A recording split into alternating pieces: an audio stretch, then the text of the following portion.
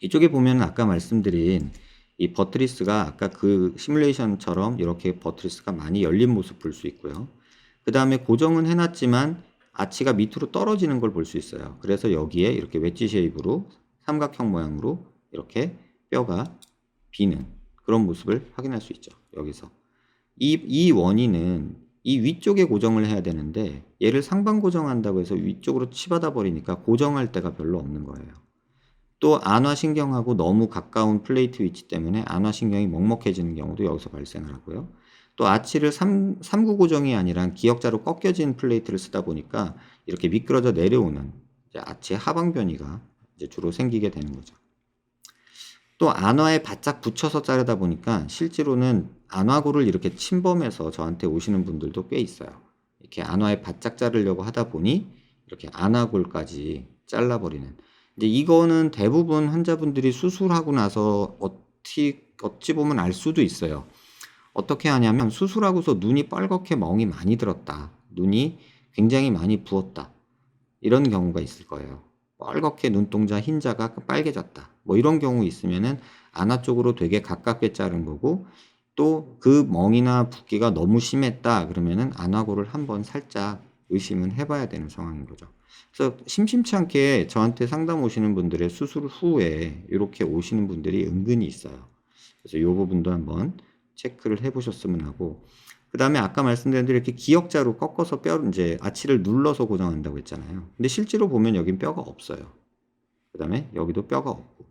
그 다음에 이 템포랄리스 머슬이 하도 밀어대고 또 눌리고 밀어내고 눌리고 하다 보니까 여기 스크류가 이렇게 플레이트랑 부러져서 빠져버리는 경우도 왕왕 관찰이 돼요. 이렇게 기역자로 꺾여진 플레이트를 넣으면 여기서 스크류 고정을 해놨는데 이 스크류가 이렇게 루즈닝이라고 그래서 헐거워져 가지고 빠져버리는 경우도 이쪽 부위에서는 또 종종 발생되는 모습이에요. 그래서 여기도 보시면 조금 확대해 보면 지금 보면 여기도 이게 없잖아요. 지금 여기가 뼈가 없는 부위잖아요. 여기가. 근데 플레이트만 이렇게 있어서 마치 뼈가 있는 것처럼 보이게 되죠. 또 여기도 보면 요만큼이 뼈가 없는 부위예요. 요만큼이.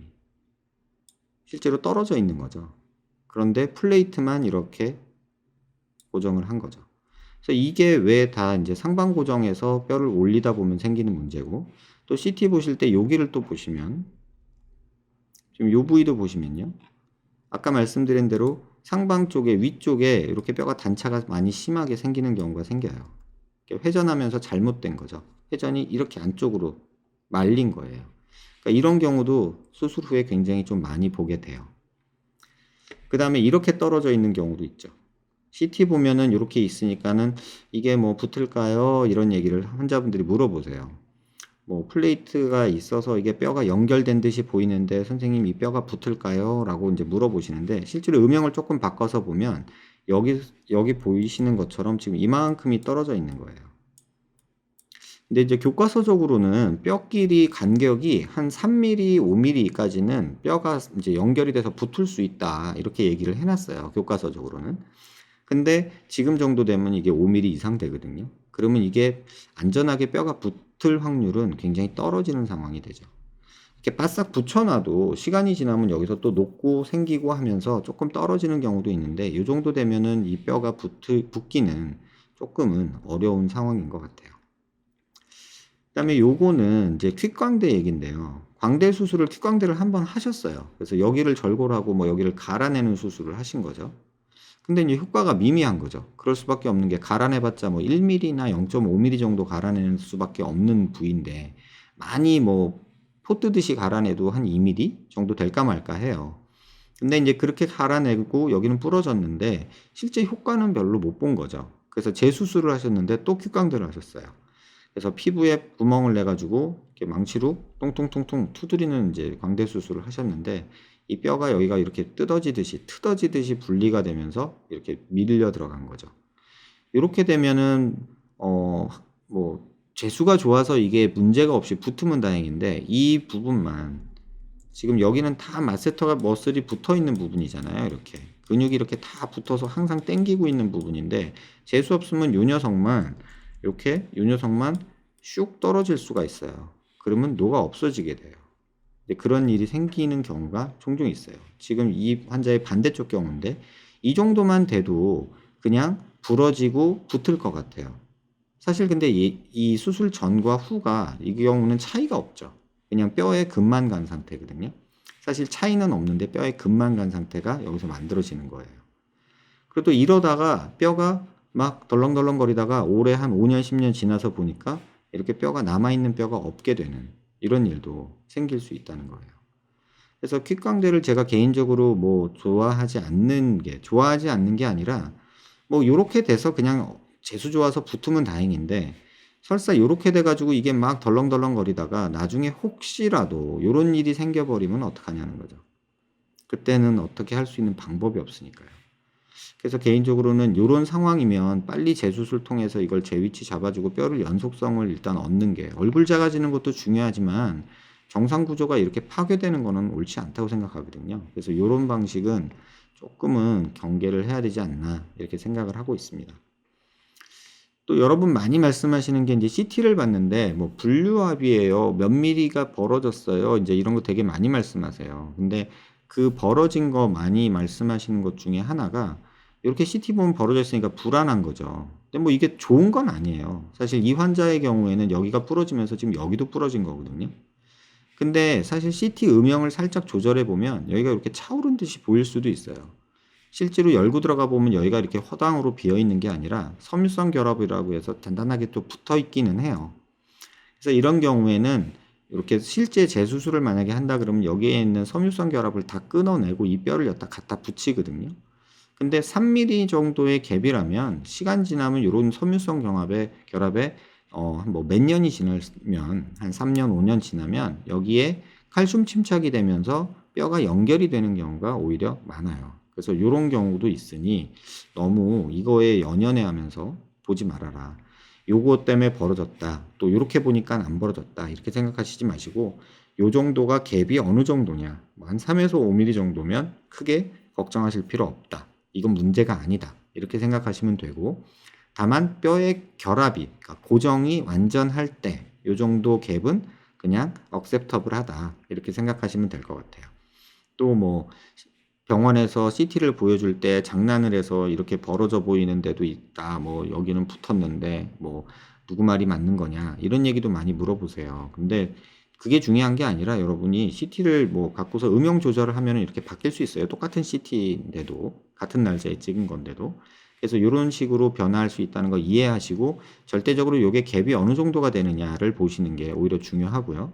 그 다음에 이 플레이트 금속이 제대로 고정이 돼 있어서 뼈가 안 움직일 상황이냐 아니면 이 상태에서 뼈가 계속 움직일 수도 있는 상황이냐 그걸 고민하셔야 돼요.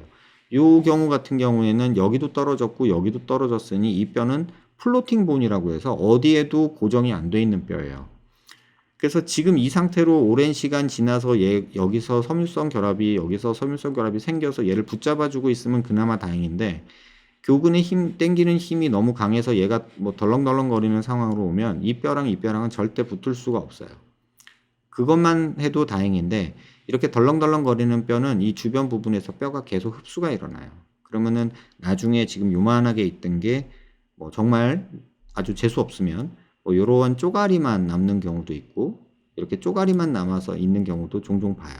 그리고 쪼가리만 남아 있거나 이렇게 없어져 버리는 그런 경우도 발생할 수 있다는 거 참고해 주시면 될 것 같고요.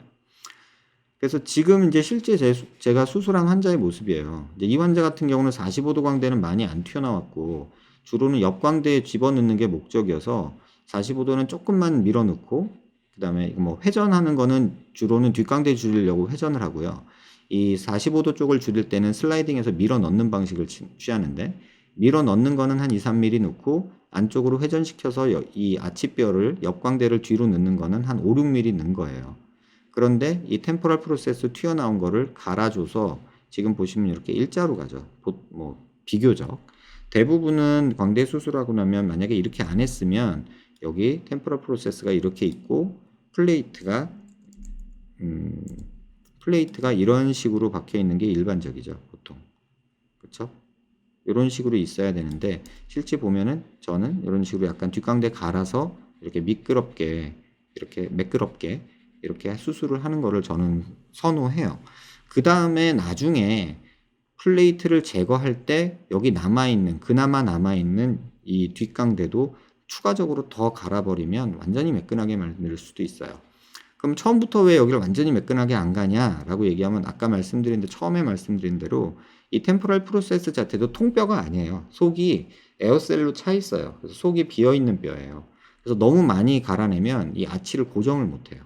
그래서 에어셀이 나오기 직전까지만 갈아내고 추후에 플레이트를 제거할 때는 에어셀이 나올 때까지도 그냥 평평하게 만들기 위해서 갈아내요. 그래서 그런 식으로 해서 여기는 평평하게 만든다. 이쪽도 보면은 지금 이쪽을 조금 더 많이 줄이고 여긴 조금만 줄였거든요. 왜냐면 비대칭이 있어서요. 그래서 보시면 여기는 더 많이 줄어들어서 안쪽까지 들어갔고 얘는 좀 덜 들어간 거 보실 수 있을 거예요. 템포럴 프로세스 갈아주면서 조금 밀어줘서 뼈끼리 엇갈리게 만드는 그런 작업을 하는 그런 내용이고요. 체부 쪽에서도 가능하면 이 경우는 많이 뭐 위쪽까지 안 한 경우예요. 사실은 지금은 조금 더 높이 해요. 지금 현재는 여기에서 여기 정도까지 고정을 해요. 보통 3구 플레이트를 주로 쓰는데 이렇게 해가지고 요 위까지 고정을 해요. 그래서 보통은 지금은 요렇게 고정을 하는 경우가 대부분이에요. 이런 식으로. 그 다음에 여기는 와이어 고정을 하고. 그래서 3점 고정을 요새는 기본으로 하고 남자분이고 뭐 교근 발달이 많이 돼 있고 그러면은 4점 고정까지 해요. 하나, 둘, 셋, 뭐 와이어 해서 4점 고정까지도 어떤 경우는 하기도 해요. 그래서 이렇게 보시면 뭐 단차 없이 이렇게 붙여주는 작업을 하고 또 최근에는 몇몇 분한테 시도하고 있는 거긴 한데 여기 뼈가 잘 낳는 게 중요하니까 여기에 뼈 낳는 데 도움이 되는 어떤 약물하고 또 뼈 재생에 도움이 되는 하이드록시아파타이트 같은 것들을 여기다가 조금 얇게 가루를 내서 넣어주기도 해요. 그래서 그런 식으로 해서 체부 쪽에 결합을 어떻게든 완전하게 만들기 위해서 지금은 노력을 하고 있어요.